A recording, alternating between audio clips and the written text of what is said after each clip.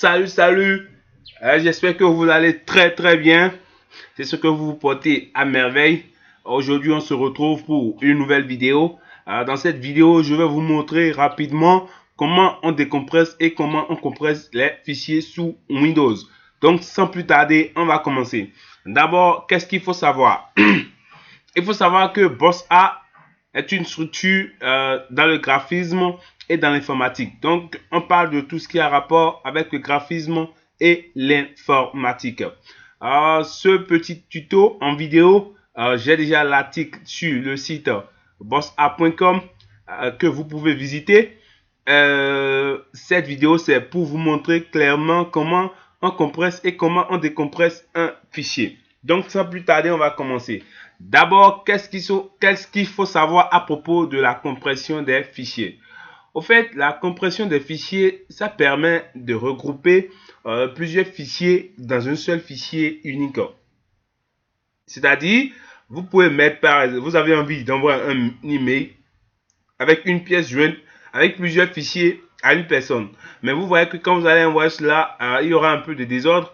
Ou bien vous voulez réduire un peu la qualité de ces fichiers avant de les envoyer à votre destinataire. Ce qu'il faut faire, c'est quoi? C'est de rassembler tous ces fichiers dans un dossier, maintenant compresser tous ces fichiers en un seul fichier et maintenant les envoyer par email ou bien en faire tout ce que vous voulez avec votre seul fichier unique.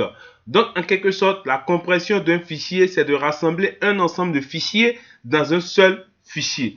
Donc, sans plus tarder, on va commencer. La première des choses, c'est de mettre tous vos fichiers, c'est-à-dire les fichiers que vous voulez compresser dans un seul dossier. Ici, par exemple, nous avons nos fichiers compressés. Pour connaître la taille totale, il suffit seulement de faire CTRL A et nous pouvons voir ici en bas 301 mots. Donc, ça nous montre que nous avons 19 éléments et 301 mots de capacité. Donc, la première des choses, c'est de mettre vos fichiers dans un dossier donné. On l'a déjà fait. Ce qui suit, c'est de faire CTRL A. Vous cliquez par exemple ici, vous faites CTRL A pour tout sélectionner. Ensuite, vous faites clic droit et vous sélectionnez Added to Archive. Maintenant, avant de faire cela, il faut d'abord télécharger l'application WinRAR. Je vais vous donner le lien de téléchargement de la version 5.91 qui est en anglais mais que je trouve très sympa et qui peut vous aider. Donc d'abord il faut le télécharger, l'installer, c'est-à-dire faire double-clic sur le fichier WinRAR 5.91.s et suivre les instructions pour l'installer. Donc après l'installation, vous allez pouvoir retrouver, quand vous sélectionnez un fichier par exemple et vous faites clic droit, vous allez pouvoir retrouver ces options: Added to Archive, Added to Medboss.rar, Compress and Email, etc. Donc je vais vous donner le lien dans la description de la vidéo et vous cliquez sur le lien pour aller télécharger WinRAR sur le site. Donc sans plus tarder, comme je le disais tout à l'heure, on fait CTRL A, puis on fait clic droit. Maintenant, on dit Added to Archive. Maintenant, une fenêtre s'ouvre et vous avez Archive Name. Ça veut dire le nom de l'archive. Vous avez la possibilité de tout supprimer, de mettre tout ce que vous voulez. Par exemple, moi, je vais mettre Boss A, comme c'est le nom de mon site. Je mets Boss A. Ouais. Boss A. Oh oui. Maintenant, pour le profil, vous avez la possibilité de choisir des profils. Mais je ne vais pas vous embrouiller pour ça. On n'a rien à faire avec ça. Pour le moment, on va juste choisir l'extension que nous voulons. Je vais reprendre avec le nom ici. Et maintenant, vous avez la possibilité de choisir l'extension que vous voulez. RAR, RAR4 et Zip. Souvent, moi, je choisis Zip parce que c'est une extension bien simple et qui est facile à décompresser. Donc, pour la compression, la méthode de compression, vous n'avez rien à faire. Vous laissez ça simplement comme ça. Pour la taille du dictionnaire aussi, vous laissez comme ça. Et pour le volume, la taille, tout ça, vous ne touchez à rien.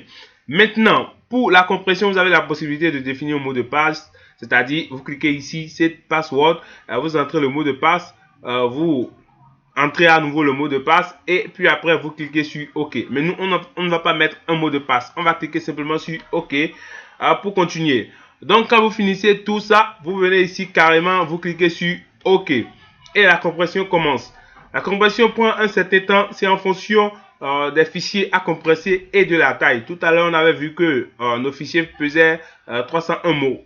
Donc, ça vous compresse votre fichier et ça prend le temps qu'il faut en fonction des fichiers que le logiciel aura à compresser. Donc, en quelque sorte, on vient de finir la compression de notre fichier et voilà notre dossier compressé.